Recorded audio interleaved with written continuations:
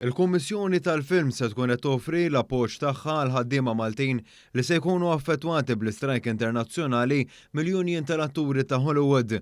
Il-Union, The Screen Actors Guild, qalet li l-istrajk li diġà beda fl-Istati Uniti tal-Amerika beda f'pajjiżna mid-9 ta' filgħodu. Il-motiv għal dan l-istrajk ikkonċerna in-nuqqas ta' qbil bejn l-atturi rappreżentati mill-Union u l-studios tal-films ta' Hollywood dwar ħlasijiet u kondizzjonijiet tax-xogħol li skont l-istess Union ikkollassaw. Il-film Gladiator 2 li bħalissa qiegħed jinġibed f'pajjiżna se jkun affettwat b'atturi bħal Pedro Pascal u Denzel Washington qegħdin jieħdu semm ukoll fl-azzjoni industrijali. F'kumment ma' One News, il-Kummissarju tal-Films Johan Grech qal li l-Kummissjoni qed turi solidarjetà sħiħa ma' dawk kollha affettwati dan filwaqt li sqar kif l-entità Maltija qed isegwi mill-qrib l-aħħar żviluppi b'rabta ma' dan l-istrajk.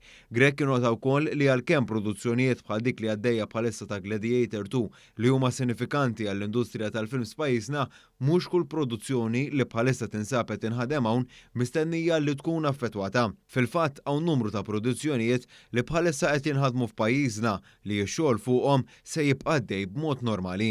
Il-Kummissarju tal-Film serraħ ras il-pubbliku li minkejja li l-ġbir tal-films u teknikament sospiż dan ma jfissirx li kull tip ta' xogħol relatat mal-industrija huwa wieqaf.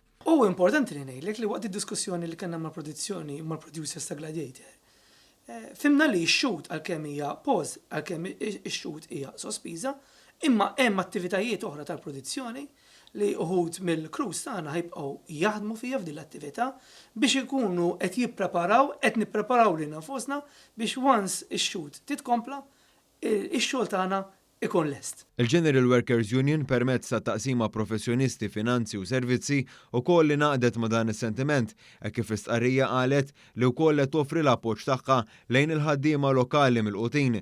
Din l-azzjoni internazzjonali qed taffettwa mal-160,000 artist madwar id-dinja kollha u s'issa qatt m'hemmx data meta mistennija li tintemm. Fost l-atturi li qegħdin jieħdu sehem f'din l-azzjoni internazzjonali hemm Cillian Murphy, Matt Damon u Emily Blunt li fil-jum tal-ħamis telqu miċ-ċerimonja tal-premier tal-film ta' Christopher Nolan, Oppenheimer, li kien qed jittella f'Londra, ir-Renju Unit.